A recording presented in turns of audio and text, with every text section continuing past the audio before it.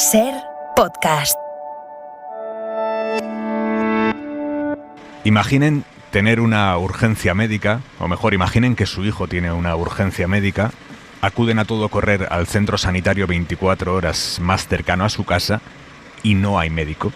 Y hay en la puerta un cartel de no hay médico. Tienen el hospital más próximo a un buen rato en coche y en el centro de urgencias extrahospitalarias de su pueblo no hay médico. No hay médico porque el gobierno autonómico ha decidido enviarlo a otros centros y suplir el puesto que debería ocupar un médico, sustituirlo por una pantalla para hacer videollamada con un doctor que le atenderá desde otro centro y que no podrá explorar, tocar a su hijo para saber qué le pasa. Habrá enfermera, habrá celador, pero no habrá un médico que tome las decisiones médicas. El médico le atenderá por Zoom, la aplicación que utilizábamos todos durante la pandemia. Pues así será. Esto que suena distópico, esto es lo que pasa en la Comunidad de Madrid, lo que la Comunidad de Madrid ha empezado a aplicar esta semana en decenas de centros de urgencias, muchos de ellos rurales, a muchos kilómetros de hospitales. Como este desde el que les hablo esta noche. Estamos en Torrelaguna, al norte de la Comunidad de Madrid. Los vecinos de Latazar, de Torremocha del Jarama, de Patones, de Torrelaguna, venían aquí cuando tenían una urgencia. Son unas 6.300 personas y desde hace 2 días en la puerta hay un papel tamaño de A4 que en mayúsculas y en negrita pone no hay médico. Rosa Bárcena, buenas noches. Hola, buenas noches. Rosa es enfermera de estas urgencias. Así es. ¿Cuál es la situación ahora mismo aquí, Rosa?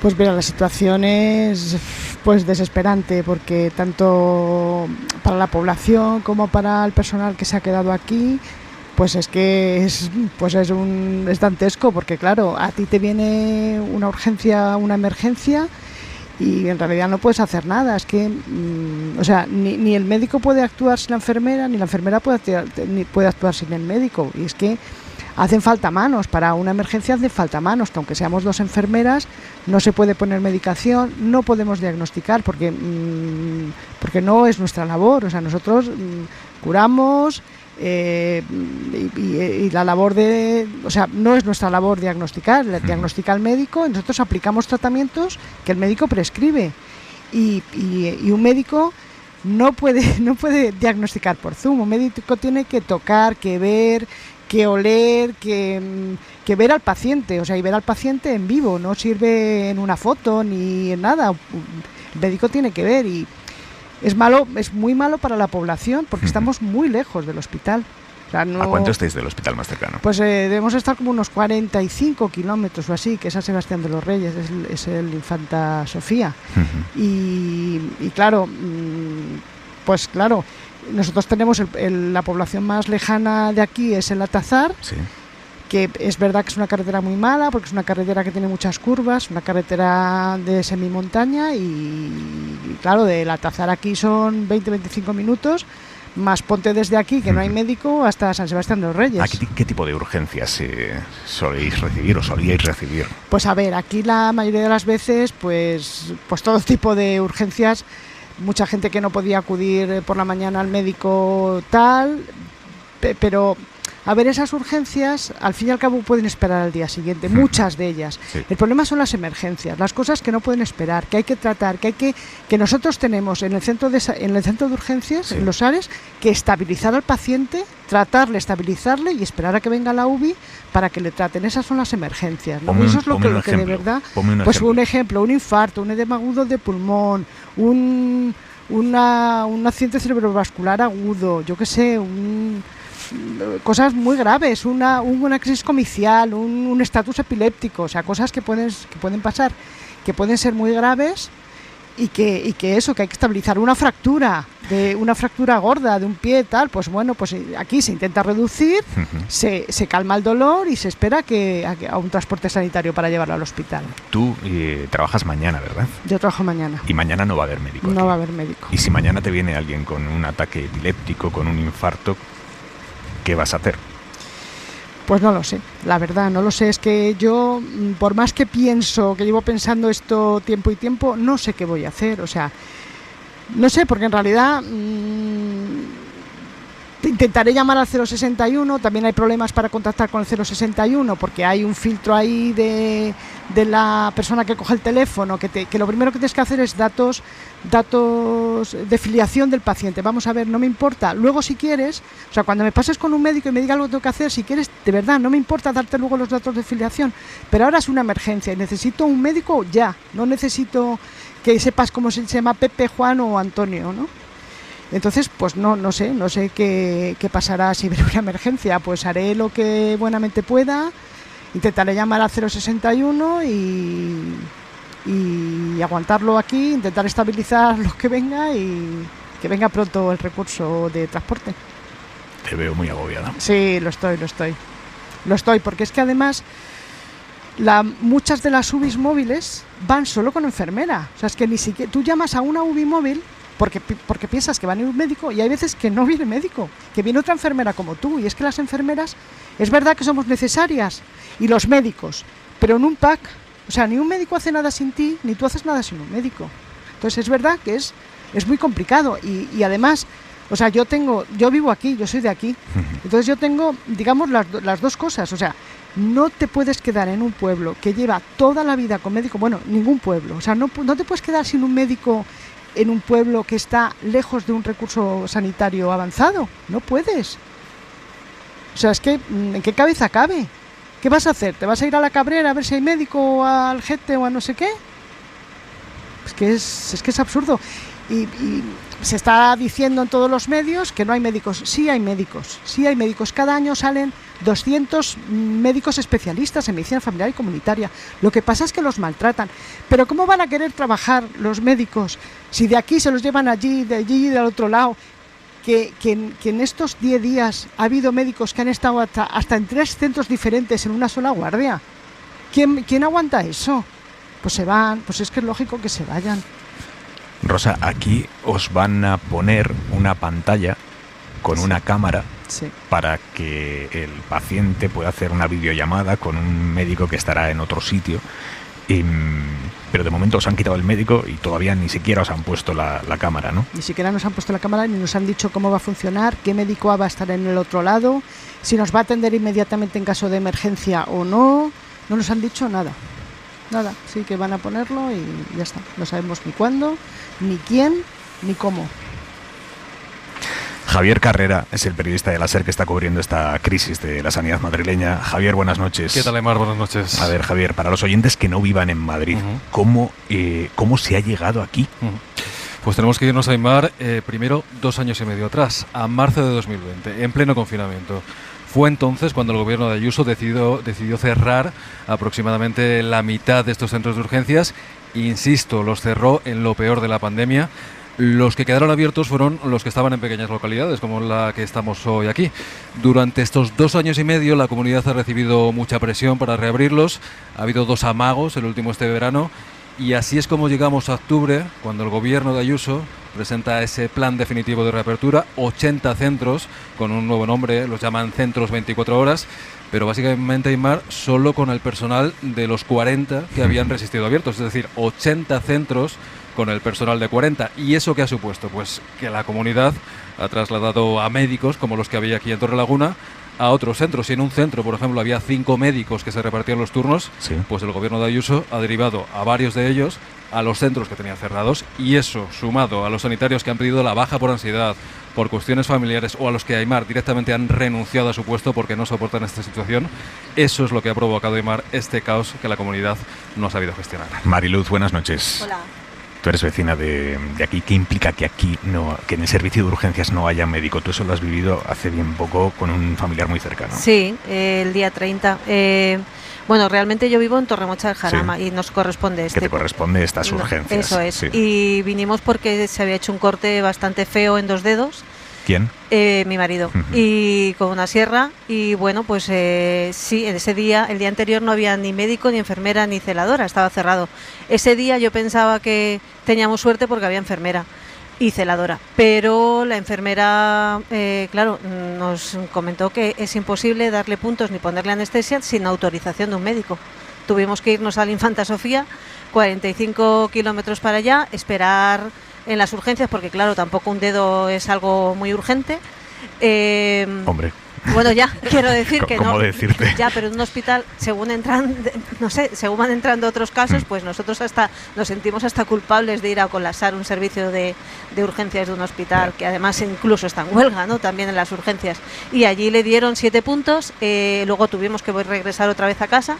Y claro, era un domingo, festivo, víspera de puente, carretera con mucho tráfico. Una persona sin coche no sé cómo lo hubiera hecho, porque probablemente no le pongan una ambulancia para coserle. Y claro, es difícil ir a 2 horas y media para algo que podía haberse solucionado aquí si hubiera habido un médico, yo creo que en 20 minutos. Rosa, si mañana en tu guardia no vas a tener médico, pero viene alguien que se ha cortado los dedos con una sierra, ¿qué puedes hacer tú? ¿Qué no puedes hacer tú? Pues tendría que hacer lo mismo, mandarlo al hospital a que le suturaran, claro. Hombre, si es un puntillo igual se puede dar sin anestesia, pero claro, claro, vosotras no podéis poner anestesia. En teoría no, tiene que prescribirlo el médico. O sea, en teoría es que no podemos administrar ninguna medicación si no la prescribe el médico. Cuando hemos venido por aquí, muchos vecinos nos decían la importancia que tiene este centro de urgencias que está anexo al ambulatorio. Cristina, buenas noches. Buenas noches. Tú eres vecina de aquí, de Torrelaguna. Sí, de toda la vida. ¿Tú vienes con frecuencia a estas urgencias? Pues a ver, muchas veces más de lo que desearíamos, pero bueno, soy mami de 2 peques, sí. Ya sabes que las peques pues bueno, tienen bastante recaída de varias cosas. Además, mi niña mayor, que tiene 6 años, Alma, es muy propensa a bronquiolitis. Sí. Entonces, por suerte, al tener este centro, pues nos han salvado de muchas, porque se quedaba ahogada y entonces aquí pues la estabilizaban, lo que contaba Rosa anteriormente, la ponían su su oxígeno, su aerosol, eso es, y entonces bueno, pues eso nos quitaba de tener que meternos con un ataque grandísimo de tos conduciendo, con los nervios que eso genera, a 42 kilómetros, como estamos diciendo, que es el centro que nos corresponde más cercano. Entonces, pues para mí, que lo cierren, para mí, para todos los vecinos de Torrelaguna, de los pueblos colindantes, y pues es una faena muy, muy grande, porque se nos complica muchísimo la vida. ¿Qué sientes al ver el cartel de No hay médico? Pues me da mucha rabia, porque por lo que yo tengo 38 años, desde que tengo conciencia y averiguando, ¿no? Desde el año 1936-39 creo que se abrió estas urgencias, no se habían cerrado nunca, y en vez de ir evolucionando en pleno siglo XXI, parece que vamos para atrás. Entonces me da muchísima pena, muchísima rabia, los impuestos suben, todo se encarece, pero al final los recursos públicos al final son mucho peores. Rosa, esto que nos decía Cristina es así, aquí ha habido médico desde la Guerra Civil. A ver, yo soy hija y nieta de practicante de pueblo. Y mi abuelo vino aquí en el año 36, que mi padre no pudo venir justo porque estalló la guerra cuando iba a venir, y había médico ya. O sea, aquí nunca faltó al médico, ni siquiera en la guerra civil. Había 1, luego 2, vinieron, ahora hablará Vicente, que estuvo aquí muchos años, con otro médico solo. Siempre ha habido médico aquí. Desde que, ya te digo, desde cuando vino mi abuelo ya había médico y nunca ha faltado. Mira, Vicente, claro, Rosa ha visto que Vicente se estaba poniendo el micrófono. Vicente, buenas noches. Hola, buenas noches. Vicente Palomo ha sido médico aquí toda la vida. Vicente, ¿cuántos años? 34. 34. ¿Y qué sientes al ver el cartel de No hay médico? Primero asombro, porque no concebía en el peor de mis sueños que esto llegaría. Y no pensaba que se iba a hacer una medida tan improvisada, con todo por el aire, machacando tantos derechos y tal. Yo no podía pensar que esto podía suceder nunca. Siempre ha habido médico. Cuando había un médico, 2 médicos en el pueblo, 2 médicos rurales titulares y un practicante, que era el padre de Rosa, Mariano, pues cubríamos todas las urgencias, los fines de semana, las noches, todas, entre 2 médicos. Antes de eso yo estuve en un pueblo, yo solo, yo estaba siempre de guardia, cubría siempre había un médico de guardia. Esto es increíble, es increíble. Vicente, ¿qué te has encontrado en estos 34 años de carrera? ¿Qué tipo de urgencias te has encontrado aquí, en este centro, que mañana no se podrían afrontar porque no va a haber un médico? Bueno, nos hemos encontrado desde patologías banales, como pasa a veces, hasta cosas graves y hasta cosas gravísimas que tienes minutos para actuar. Pues un shock anafiláctico en un alérgico a la lactosa, que se pone a morir y que o en 5 minutos le pones la adrenalina o se muere ahogado. Otro shock anafiláctico de un paciente mío que le picó una avispa viniendo en moto por la carretera y llegó aquí mareado, sudoroso, hecho polvo. Otra persona con un shock anafiláctico que comió en el restaurante que había allá a la entrada, era alérgica al pistacho y no sabían que tenía no sé qué, y vino como un monstruo. Y en esos momentos, infartos. Infartos es una cosa de cada día, y cada día los hay más porque la población es más mayor y los infartados antes se morían, pero ahora les ponen muellecitos y viven más tiempo para seguir haciendo más infartos, más insuficiencias cardíacas. Niños ahogados, niños con convulsiones febriles, nos hemos encontrado y todo. Nos han traído una niña ahogada en Caraquita en una piscina y había que reanimarla, que no se pudo. Nos han traído un hombre electrocutado con una tubería de hormigón que tocó un cable. Nos han tocado pies catastróficos de un accidente que nos lo han traído los mismos del accidente. Nos ha tocado de todo, vamos, de todo. Esto es una barbaridad porque además es una medida ineficiente porque va a aumentar, va a masificar más las urgencias de hospital. Pero además es una medida insolidaria porque hace más daño al que más lo necesita, el Servicio Nacional de Salud, a los que no tienen dinero para una privada, a los que no tienen dinero para pagarse un taxi, a los que no tienen vehículo, a los más ancianos, a la gente con más patologías, a la gente con patologías crónicas que se complican más, a toda esta gente les hace más daño. Entonces, yo estoy seguro que esto va a cambiar en breve, antes de un mes. Porque vamos a tener aquí la gripe y esto va a ser la leche. La gripe y el COVID. Estamos en invierno, esto va a agravar todavía más todo esto. Y esto no va a haber más remedio que cambiar porque es cuestión de tiempo. Que haya algún muerto, cualquier día va a pasar, es cuestión de tiempo. Si no pasa en un día, va a pasar en una semana y va a haber un muerto que se podría haber evitado habiendo equipos completos de guardia. Vicente, un shock anafiláctico como el que me has contado, por ejemplo, por una intolerancia o alimentaria o una picadura o porque de le pica una abeja, ¿eso se puede tratar por videollamada? El problema es que cuando tenemos 5 personas en el centro de salud y nos llega una y le vemos la cara y vemos que es una cosa urgente, grave, lo vemos en el momento, se palpa, se siente y se deja todo y se coge y se empieza a atender al de la parada del infarto, al que viene crítico, al que se está muriendo. Pero cuando estás con videollamada, hasta que el médico coja la videollamada, a lo mejor está atendiendo a otro, o a lo mejor tiene 4 videollamadas. ¿Y cómo prioriza, cómo hace triaje de las 4 videollamadas si no tiene al enfermo delante para verle con la cara de grave que se le está poniendo? Eso es imposible. Es un estudio, o sea, es una manera de ejercer bárbara, porque la urgencia es presencial, necesita presencia física de los profesionales, de un equipo completo, para que mientras la enfermera le coge la vía, el médico le va metiendo el tubo. Es decir, hace falta un equipo. No se puede hacer urgencia sin presencia. Y no se puede. La dermatología es muy diferente. Hay teleconsultas, es que la teleconsulta, claro, la dermatología es ver una lesión en la piel. Y se hacen teleconsultas desde radiografía, desde rascafría, porque le ponen la imagen y dice el dermatólogo, mira, no lo veo claro, mándamelo a la consulta que puede ser un melanoma. Y ellos no lo ven claro. Pero es que te estoy hablando de otra cosa, te estoy hablando de las patologías críticas. Y es cuestión de tiempo. Están diciendo, no, pero es que las patologías son banales.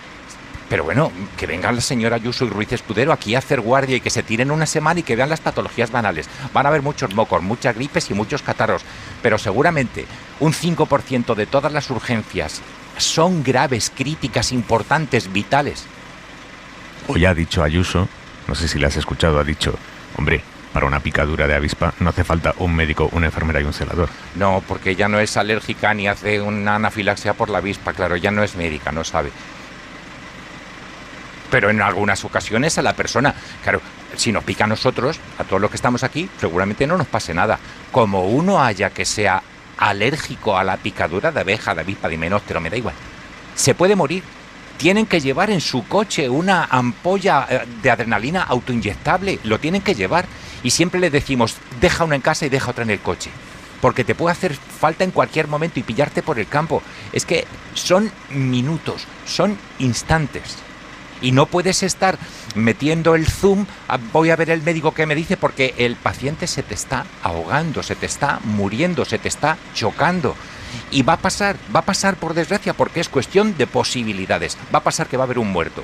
Y cuando haya un muerto, entonces todas las autoridades, hombre, claro, nosotros, ¿cómo íbamos a pensar? Pues es que es de sentido común que va a pasar. más pronto o más tarde, mientras esto siga. ¿Entiendes el miedo de Rosa a venir a trabajar mañana?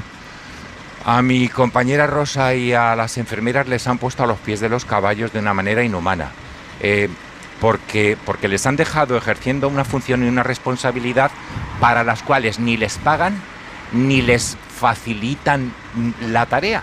Porque lo que dicen es que para administrar una medicación tengo que tener un médico que me autorice. Entonces, ¿qué van a hacer?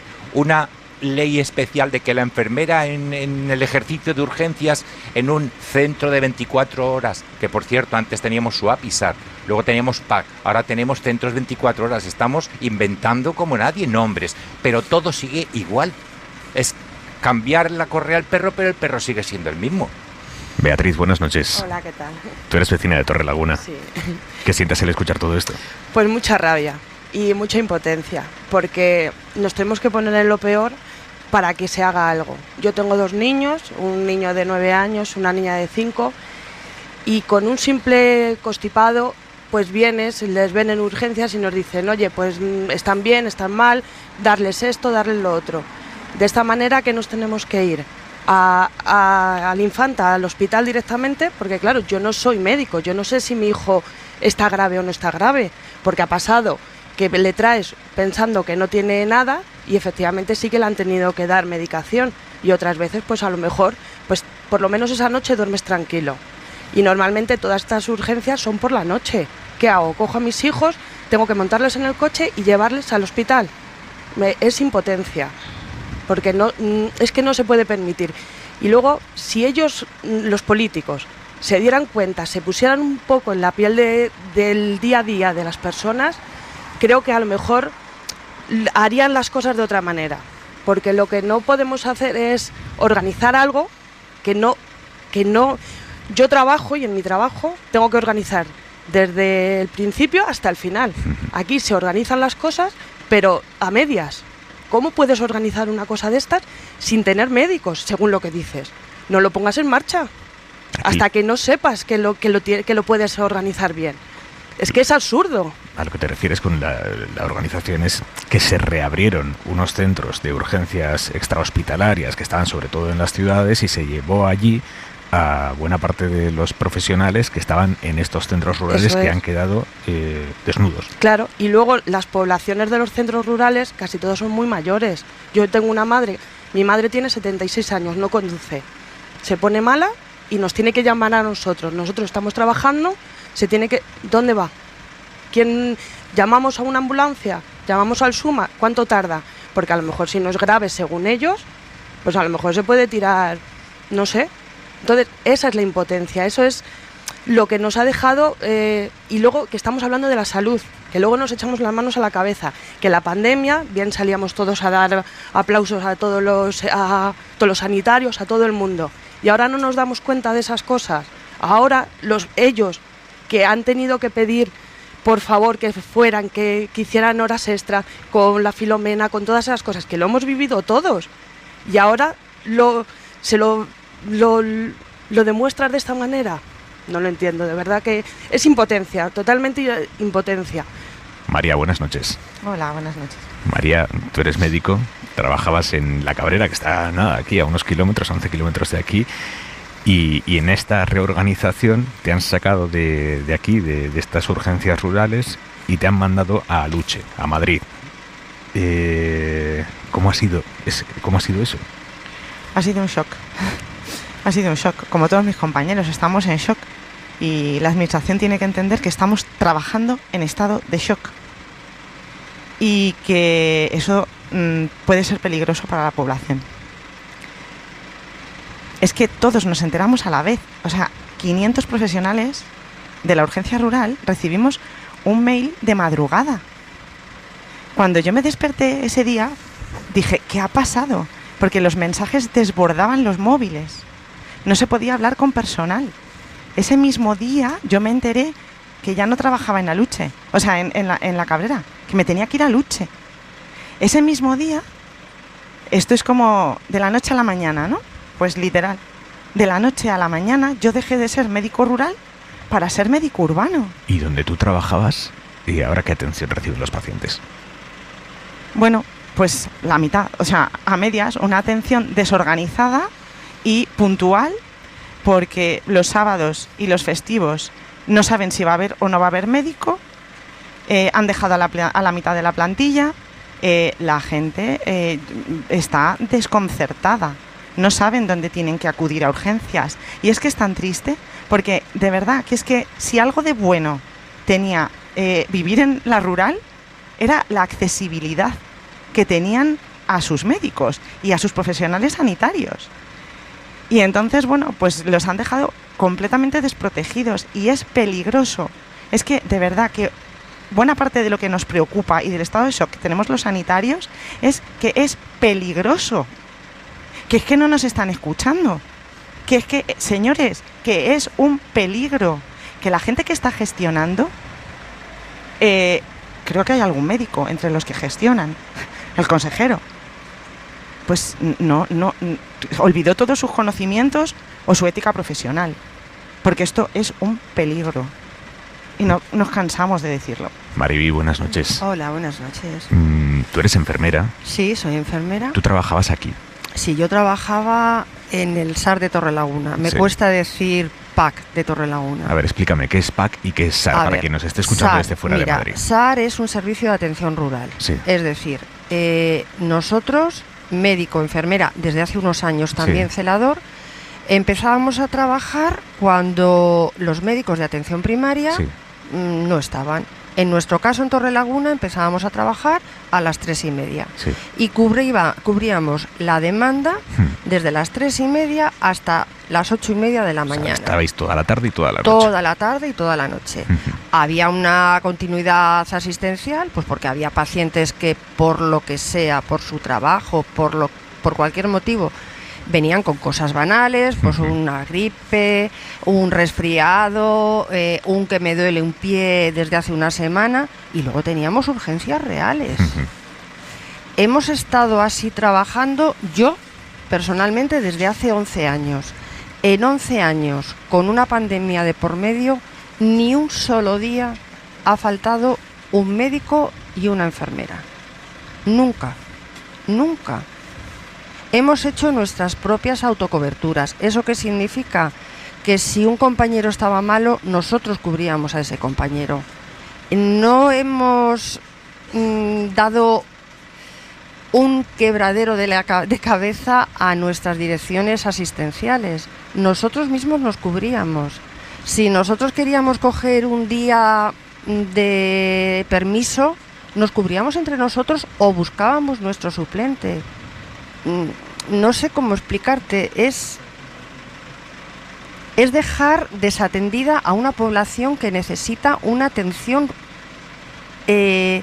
médica y enfermera. Y a ti ahora te han sacado de aquí y te han mandado a Coslada. Me han mandado al PAC, que ahora llaman de Coslada, que era un SWAP, un servicio de urgencias de atención primaria en localidades... Bueno, pues en ciudades, no en rural. Vale, y te han mandado allí y en el centro en el que estás tampoco hay médico. No, a ver, yo he hecho 2 guardias. Mi primera claro, es que guardia... esto es de esta semana. Sí, mi primera guardia fue el día 2 de noviembre. Yo 2 días, el día 30 y el día 31 de octubre, fui a ese PAC, pues porque me creaba muchísima ansiedad el pensar que yo iba a ir a un centro en el que no conocía la distribución de ese servicio. Sí, ¿dónde están las medicinas, por ejemplo? ¿Dónde están las medicinas? Si tengo medicinas, si tengo aparataje que yo controlo. O sea, yo soy enfermera, María es médico, Vicente es médico, Rosa es enfermera. Tenemos unos conocimientos, pero no nos sabemos el funcionamiento de todo el aparataje que está en el SERMAS. Yo conozco el monitor de mi centro y me he formado y me he preocupado de saber cómo funciona. Yo ahora mismo he llegado a Coslada y hay un monitor maravilloso que yo no sé cómo funciona. Yo voy a la guardia, perdóname la expresión, rezando para que no me pase nada. Y no es que me pase a mí, es que estoy poniendo en peligro la seguridad del paciente, que es algo prioritario en todos nosotros. No nos quejamos porque nos han mandado a 50 kilómetros de casa, como es mi caso. No nos quejamos porque no sabemos cuál va a ser nuestra retribución económica, que no lo sabemos. No nos quejamos de que nos han desmontado nuestra vida, como decía María, el día 27 de madrugada nos han cambiado la vida. Lo que más nos angustia, creo que a todos nosotros, es que el paciente que a ti te llega a ese centro, no sabes cómo vas a poder atenderle. Maribí, Rosa, vosotras que sois enfermeras de centros en los que no hay médicos, cuando le decís a ese paciente que llega, es que no hay médico, ¿cómo lo reciben ellos, los pacientes? Pues hay algunos que ya que vienen un poco a ver si pica el pimiento de Padrón esta vez o no, a ver si hay o no hay médico. Algunos ya lo saben, otros alucinan, dicen, ¿cómo que no hay médico? No, es que estamos solo aquí 2 enfermeras y no hay médico, se tiene que ir a... O sea, nosotros le recibimos, le tomamos constantes si es necesario, porque a veces pues no es necesario, pues si te viene con una torcedura pues se la miras, pero nada más, y el resto se tiene que ir al hospital, si es que no hay... Mira, a mí me ha llamado la atención y es algo que he comentado con mis compañeras. Yo he estado 2 guardias. Una, me derivaron a Rivas porque yo no tenía médico en el PAC de Coslada, pero sorpresa. O sea, te mandan de aquí a Coslada, como en Coslada no tienes médico, te mandan a Rivas. Sí. Joder. Pero es que cuando llego a Rivas tampoco tengo médico. Es decir, me mandan a Rivas con otro equipo que es una enfermera y otro celador. Es decir, en Rivas estamos 2 enfermeras y 2 celadores sin médico. Mi segunda guardia fue ayer. Yo hoy estoy saliente de guardia. Entré a las 5 de la tarde y bueno, tuvimos un problema porque no había asignado celador a ese centro. No podíamos entrar al centro porque no teníamos llaves. Llamamos a la dirección asistencial y nos dieron una clave que debe ser, no sé, mágica. No nos la dan para poder abrir un buzón que han puesto para coger las llaves y poder acceder al centro. Yo me encontré con un compañero que era un enfermero que han contratado desde ayer al 31 de diciembre para que vaya al PAC de Coslada. O sea, a ver si me... Es difícil, ¿verdad? Yo es que no me explico bien. No, te explicas perfectamente, pero lo que me sorprende es lo que cuentas, no cómo lo cuentas. Es real. Como no sabéis en qué centro vais a estar cada vez, os dejan las llaves del centro en un buzoncito a la entrada como los que hay en los pisos turísticos. Exactamente en igual. un Airbnb. Y te dejan ahí la llave del ambulatorio. Eso pero es. Con una salvedad además, y es que no te dan la clave. Exacto. Y entonces es mucho más entretenido porque tú llegas con tus nervios de no conocer el centro, no conocer a tus compañeros, no conocer el material, pero es que ni siquiera puedes entrar porque no te han dado la clave del cajetín. Es real. Es real. Es real. María, ¿tú pasarías consulta por Zoom en una urgencia? No se puede. No se puede hacer un diagnóstico. Pero es que igual te va a tocar hacerlo. No, me niego por ética profesional y por responsabilidad en la atención a los pacientes. No se puede hacer un diagnóstico. Para hacer un diagnóstico, lo primero que nos enseñan en la carrera es primero preguntar, anamnesis, exploración física, diagnóstico y tratamiento. Es que eso no puede ir una cosa sin la otra, tengo que tocar al paciente. Como decía mi compañera enfermera, es que hay hasta que olerle. Es que hay que mirarle, hay que explorarle y hay que palparle. Vamos a ver, si viene un niño llorando a la consulta con fiebre, ¿cuántos de estos vienen? Ninguno. Ninguno, ¿no? Ninguno. Niño llorando con fiebre y yo en una pantalla. Muy bien. Hoy, ¿cómo le mido los oídos, la garganta? Le toco la tripa, le ausculto. Tendré que auscultar al niño de la bronquiolitis de la vecina que nos acaba de contar que su niño eran propensos. Pero vamos a ver. Pero esto es absurdo. Es absurdo. Alba, buenas noches. Hola, buenas noches, Aymar. Alba, tú eres médico. ¿Cuál es tu historia? Bueno, yo soy médico especializada en medicina de familia desde hace menos de 3 años. Yo llevo en el antiguo SAR de Soto del Real pues 2 años y medio y hasta el 27 de... SAR son las urgencias rurales. Perdona. Sí. Pues hasta el 27 de octubre que me obligaron a renunciar a mi puesto de trabajo. Explícate. Bueno, pues me explico porque es difícil en tan poquito tiempo. Yo he renunciado por varios motivos. El primero de ellos, estar completamente en contra de la destrucción de las urgencias rurales. Como me están explicando muy bien mis compañeras, el dejar desprotegida una zona rural es una consecuencia muy grave en la que estoy completamente en contra, y eso lo he querido hacer ver con mi renuncia. Han destruido equipos que funcionaban perfectamente desde hace 18 años, equipos profesionales formados por médicos, enfermeros, celadores que trabajaban a la perfección, coordinados de forma perfecta, y que no han fallado ni un solo día en los 365 días del año en los últimos años, y es vergonzoso que de repente de la noche a la mañana lo hayan destruido. He renunciado porque me he sentido ignorada, porque llevamos un mes avisando que esto no iba a ser posible, que no había recursos humanos para poder asumir todas las urgencias que querían abrir de golpe, deprisa y corriendo, intentar solucionar lo que no han solucionado en 2 años. He renunciado porque también me he sentido atropellada. A mí me avisaron a las 12:03 de la madrugada, 16 horas antes, de que tenía que cambiar mi puesto de trabajo. Me tenía que ir a 50 kilómetros, y volvemos a decir, no me importa conducir, no me importa moverme, estamos acostumbrados a desplazarnos por la geografía. Pero yo tengo 16 horas en las que tengo que pensar en mitad de la noche si me va a compensar mis nuevas condiciones laborales. Mis nuevas condiciones laborales consistían en que si yo antes en el SAR de Soto del Real, en las urgencias rurales de Soto del Real, ya llevábamos 2 años bastante sobrecargados porque estábamos atendiendo poblaciones como Tres Cantos y Colmenar que no tenían urgencias, atendíamos una población de 120.000 habitantes, aproximadamente 2 médicos. Y atendíamos unos 100-120 pacientes en una guardia. Ahí ya estábamos agotados, estábamos sobrecargados, pero lo conseguíamos porque éramos un equipo perfecto y funcionábamos a la perfección, y éramos 2 médicos. Pero ahora a mí, al sitio donde me desplazan con 16 horas de antelación, es un sitio donde voy a cubrir casi 200.000 habitantes. ¿Y eso qué significa? Pues significa que voy a atender unos 150-160 urgencias en 24 horas como médico única. ¿Cómo asumo yo esto? Pues a mí se me quitan las ganas de ser médico de familia, se me quitan las ganas de trabajar así. Yo he decidido renunciar porque yo no he estudiado 12 años para hacer mal mi trabajo.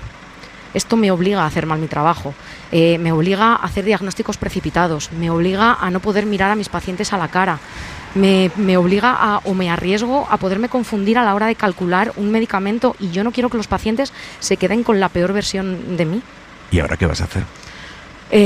Bueno, pues yo soy un poco cabezota y voy a seguir insistiendo en intentar ayudar en el servicio público de salud.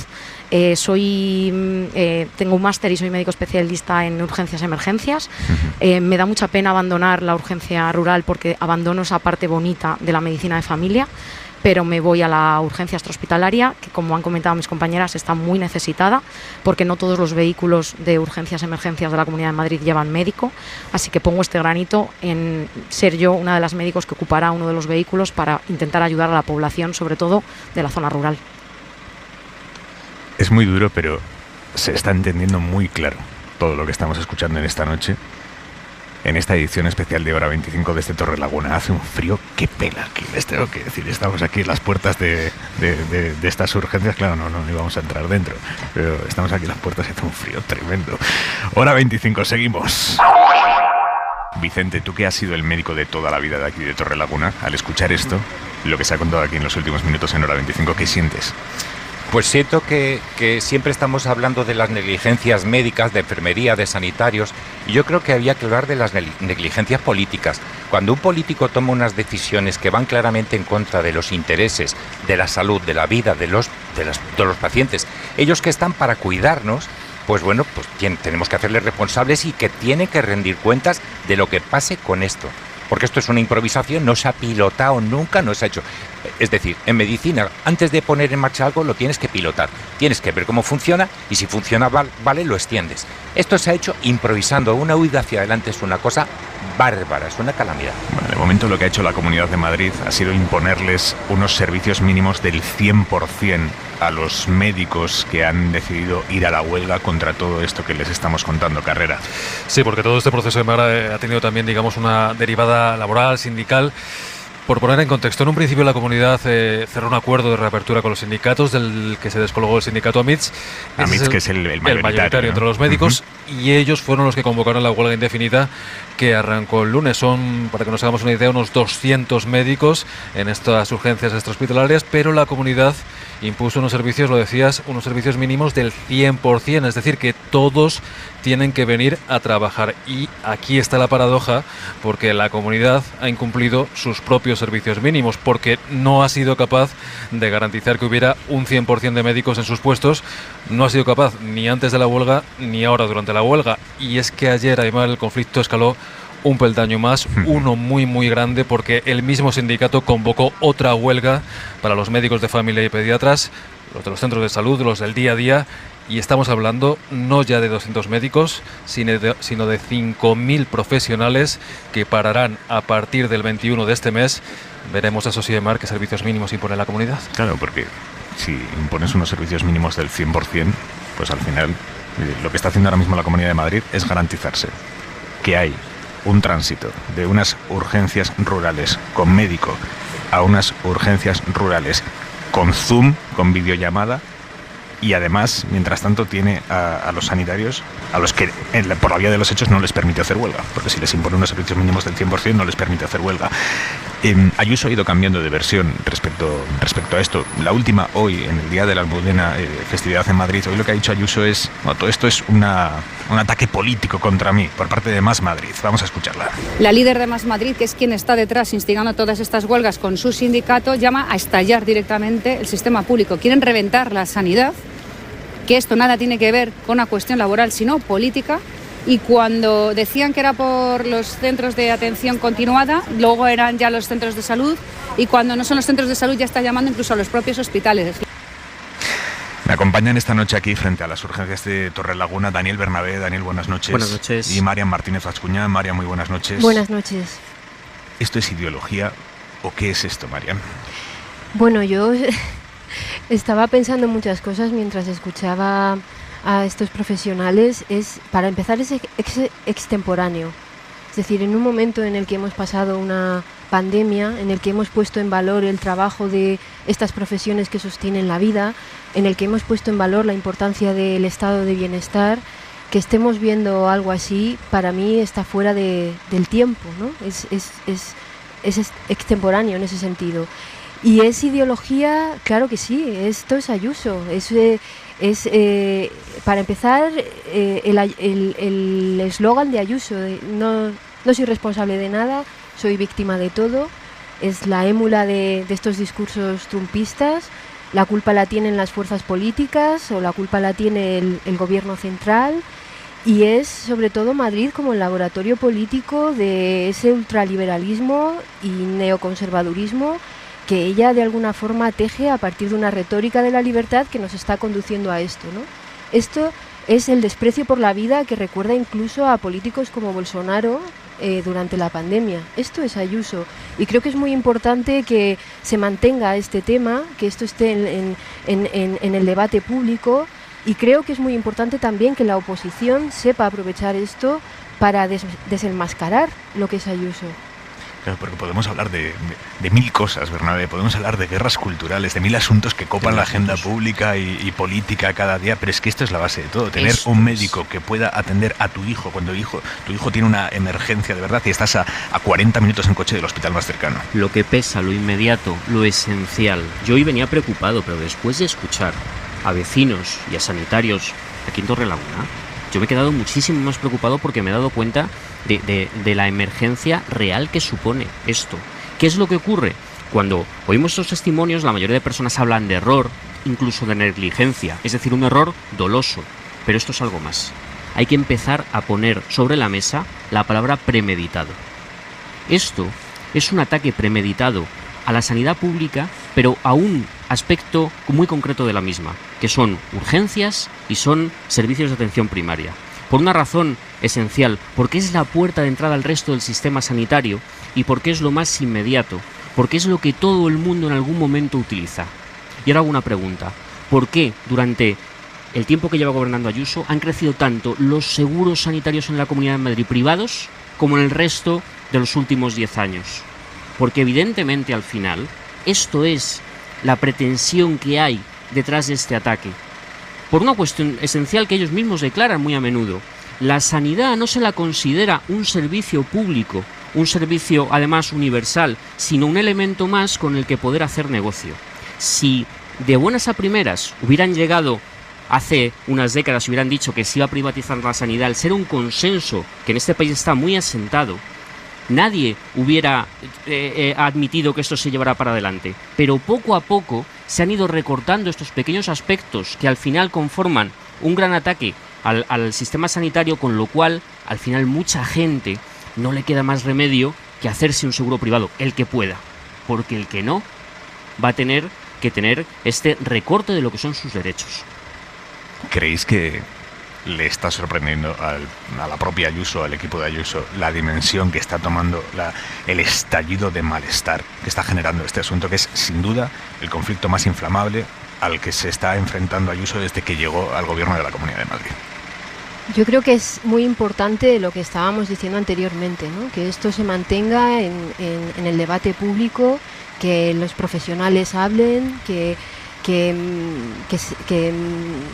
sigamos de alguna manera investigando y poniendo voz a estos testimonios. Yo creo que ella lo está sabiendo torear de alguna forma, pues con estas estrategias, ¿no? Con las estrategias de eludir toda responsabilidad, de la confrontación, de pretender acallar a la oposición, y creo que sí, que de alguna forma, bueno, pues se está poniendo de manifiesto que no sabe gestionar, que todo su proyecto tiene que ver con la pura retórica, y que cuando llega el momento de la gestión, pues es un gobierno absolutamente vacío. Pero esto pasó también durante la pandemia, y ella consiguió réditos electorales a partir de esa retórica incendiaria. Yo no sé si, por eso decía anteriormente que es muy importante que sepamos de alguna forma, o que se sepa desarticular estos discursos que ella mantiene,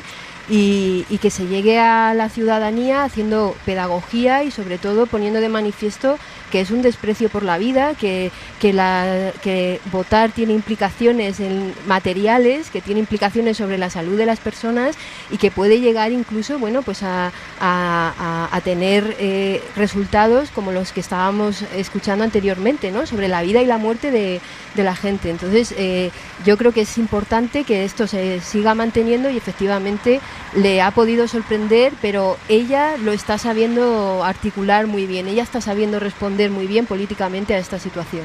¿Qué es lo que ocurre? ¿Os acordáis cuando hace 20 años veíamos la serie norteamericana Urgencias? Una serie de un hospital público en Chicago, al que al final todos los sectores más desfavorecidos de la población iban a las urgencias, no tenían otra forma estaban allí. Nosotros lo veíamos y decíamos, ¿cómo puede ocurrir esto en un país? Ahora ya nos está ocurriendo aquí. ¿Cuál es el mecanismo por el que al final en Estados Unidos mucha gente ha aceptado este tipo de modelo sanitario desigual? El modelo al final es un modelo social por el que los servicios públicos básicos al final se consideran algo para perdedores, y donde yo, si tengo un estatus, tengo que tener algún tipo de servicio privado. Este es el sistema cultural que permea poco a poco, y que al final hace que los problemas que son de todos, que son comunitarios, los empezamos a ver como problemas individuales del éxito y el triunfo. Y esto es precisamente lo que yo creo que aquí en Madrid puede ser este gran conflicto, donde veamos si efectivamente la sociedad responde, ¿no? Hemos escuchado ya cómo Ayuso intenta llevar la bronca política, o quizá mejor dicho, generar o establecer dentro del marco de la bronca política lo que es un problema de gestión sanitaria. Es un problema que se revela perfectamente además cuando uno va a la estadística. Mariela Lurido, buenas noches. ¿Qué tal, Aymar? Buenas noches. Has cogido la estadística de gasto sanitario público, la última que ha publicado el Ministerio de Sanidad, y resulta que la Comunidad de Madrid está a la cola en el gasto en atención primaria. Sí, Aymar, no hay nada como los datos y la estadística para ver bien la realidad. Y en este caso ponen de manifiesto que Madrid no cuida la atención primaria. De todas las comunidades autónomas, el gobierno de Ayuso es el que menos gasta en primaria en su presupuesto sanitario. Solo dedica el 10,7% a mantener y mejorar la asistencia en los centros de salud, en los consultorios urbanos y rurales como el que estáis, en la atención domiciliaria a los pacientes. Está por debajo de la media, que tampoco es mucho, la verdad. El 14% del total de la inversión sanitaria en España va para este primer eslabón asistencial. El grueso se invierte en los hospitales. Este 14% es el mismo porcentaje que hace 20 años. Sale mal parada también en el gasto en primaria Galicia. La comunidad gobernada hasta hace unos meses por el líder del PP, Núñez Feijóo, se sitúa en el furgón de cola con Madrid. Tampoco alcanzan la media Cataluña, Baleares, Aragón, Asturias y Castilla-La Mancha. La que más dinero destina a primaria es Andalucía, con casi un 18%, pero es que Madrid tiene otros dos datos muy negativos, ya conocidos. Es la última en inversión sanitaria con respecto al PIB y la penúltima en gasto por paciente, por habitante. Sí es verdad que encabeza la tabla con el mayor porcentaje destinado a financiar los hospitales y los servicios especializados, pero hay que decir también que en muchos casos privatizados o concertados. Mariola, gracias, buenas noches. A ti, buenas noches. Estamos hablando mucho de la huelga de los médicos en Madrid, pero resulta que el mismo día que empezó el paro aquí, también comenzaron una huelga los profesionales de atención primaria de Cantabria. Exigen que el gobierno reduzca su carga de trabajo, el gobierno cántabro. Quieren que cada médico pueda ver solo a 28 pacientes al día, que ya son, porque ahora, según denuncian, hay muchos de esos médicos que reciben más de 70. Radio Santander, Hanna Sánchez, buenas noches. Buenas noches. En Cantabria llevamos ya 3 días de huelga entre los médicos de atención primaria y SUAB. Tercera jornada en la que el sindicato médico convocante del paro ha dado por rotas las negociaciones con el gobierno autonómico. El motivo que da el sindicato para romper, pues rechaza la propuesta de la Consejería de Sanidad, que plantea agendas orientativas de 35 pacientes y que sea el equipo directivo del centro de salud quien las gestione. Defiende el gobierno que cada zona básica de salud no tiene la misma carga de trabajo ni la misma presión durante todo el año. Va por temporadas, es decir, son los propios equipos quienes conocen el centro y el número de pacientes y los picos en los que más demanda hay. Por ello dice que la agenda de 35 pacientes es una recomendación. El sindicato médico lo rechaza esta cifra. Piden que sean agendas fijas con un mínimo de 28 pacientes y un máximo de 35, sin flexibilidad, sin excepciones, como propone el gobierno. La verdad es que las diferencias entre las partes es mínima, pero es lo que más está costando negociar. Después de 7 reuniones, hoy el sindicato ya ha roto por completo la negociación, por lo que la huelga continúa, y por su parte Aimar Sanidad hoy se ha reunido con los demás sindicatos médicos y sanitarios de la comunidad, los que no secundan la huelga, para abordar con ellos el contenido de las negociaciones, encuentros en los que estas organizaciones están mostrando su apoyo al planteamiento del gobierno. Hanna, gracias, buenas noches. A ti. Los médicos cántabros están en huelga y los aragoneses amenazan con hacerlo. Radio Zaragoza, Pepe Las Marías, buenas noches. Buenas noches, Aimar. Los profesionales de atención primaria allí en Aragón amagan con parar por lo mismo, por la sobrecarga de trabajo, Pepe. Sí, y también por la falta de profesionales, que en algunos casos hace muy difícil cubrir bajas y vacaciones. Además, les ha molestado mucho que Sanidad del Gobierno de Aragón haya pedido a los médicos de los centros de salud que abran toda su agenda para que no haya demoras. En algunos ambulatorios son de 1 e incluso 2 semanas para ser atendidos. Los médicos dicen que necesitan reservarse huecos para, por ejemplo, atender a crónicos o por si tienen que salir a atender a domicilio. El gobierno aragonés intenta rebajar la tensión. Hay prevista una reunión la semana que viene con los sindicatos médicos y recuerda que en los próximos 2 años se van a invertir 21 millones de euros en atención primaria y que Aragón es la comunidad con más médicos por cada 1.000 habitantes. Y además, Aimar, hay otro problema.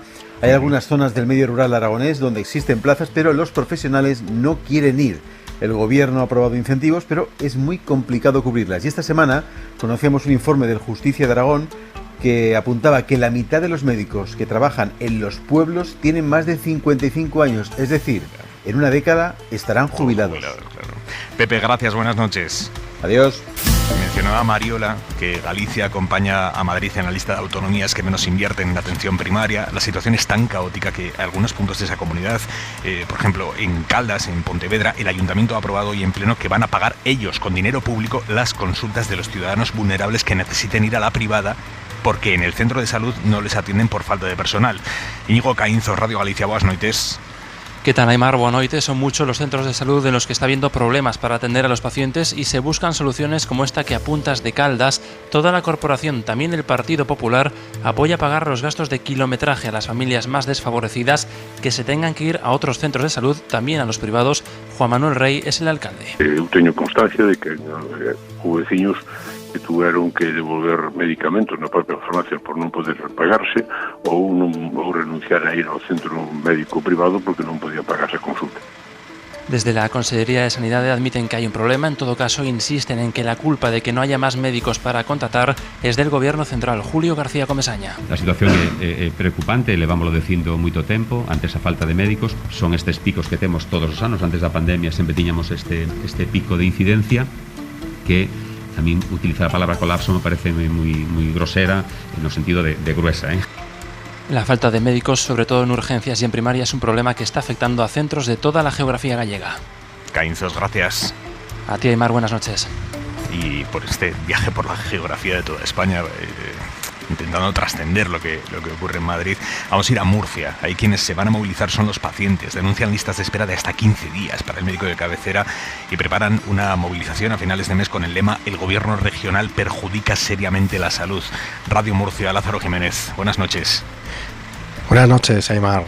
Aquí en la región de Murcia son las áreas de salud más alejadas de la capital, más alejadas de Murcia, las que concentran las principales quejas. Ocurre en el área de salud 5, en el altiplano murciano, y también en el área 3, la de Lorca, donde los usuarios denuncian demoras de hasta 15 días en atención primaria y largas listas de espera para especialistas e intervenciones quirúrgicas. Estudian ya, como decías, movilizaciones. Desde el sindicato médico, su presidenta, María José Campillo, dice que la sanidad ha dejado de ser prioritaria para el Ejecutivo murciano. Sino que la sanidad pública pues tiene que ser la respuesta a los problemas que tiene de salud, no tener las dificultades de acceso que presenta actualmente, porque para este gobierno regional la sanidad pública ha dejado de ser una prioridad hace mucho tiempo.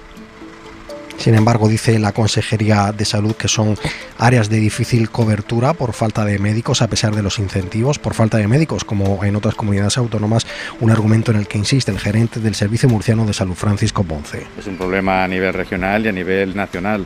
La falta de facultativos, el envejecimiento de la población, la cronicidad de los procesos que en estos momentos se están tratando y que hace posiblemente 20 años no existían, pues ha complicado un poco la asistencia sanitaria. Hoy mismo, Salud ha presentado 3 nuevas unidades de intervención rápida del 061. Estarán dotadas de enfermeros y técnicos sanitarios, pero no de médicos, algo que ha criticado el Colegio de Médicos de la región. Lázaro, buenas noches. Hasta luego. Javois, ¿qué te sugiere a ti todo lo que has escuchado en esta edición especial de Hora 25 de este Torre de la Buena? Estaba pensando en la perspectiva, estaba pensando en qué rápido olvidamos en nuestra memoria. Estamos hablando, y han hablado hoy contigo, el colectivo más imprescindible y castigado de una pandemia mundial que afectó a millones de personas, a los que arriesgaron su vida para salvar la nuestra, a los que aplaudimos cada tarde, a los que después despidieron en Madrid y a los que se les quiere premiar, a los que quedan con esta precariedad absurda e inédita que es hacer su trabajo, el más delicado de cuantos trabajos haya, como si fuese un tutorial de maquillaje de YouTube. Por eso digo que hay que ponerlo todo en perspectiva. La orden implícita a los ciudadanos de Madrid básicamente es: intentad no enfermar, y si enfermáis, ateneos a las consecuencias. Y la desmoralización es absoluta para médicos y para pacientes, porque parte de una premisa desgraciada, parte de la premisa de que si hay recortes, estos se aplicarán sobre la pata más importante de todas, esa que dice que da igual el dinero que tengas, si enfermas se te trata igual que al resto, no a unos con mando a distancia y a otros sin él.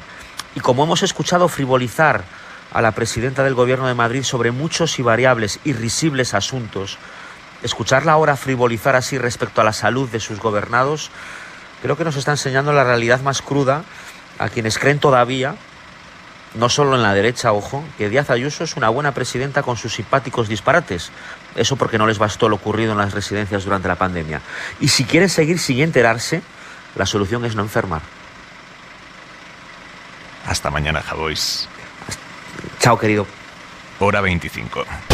Suscríbete a Hora 25. Todos los episodios y contenidos adicionales en la app de Cadena SER y en nuestros canales de Apple Podcast, Spotify, iVoox, Google Podcast y YouTube. Escúchanos en directo en la SER de lunes a viernes a las 8 de la tarde.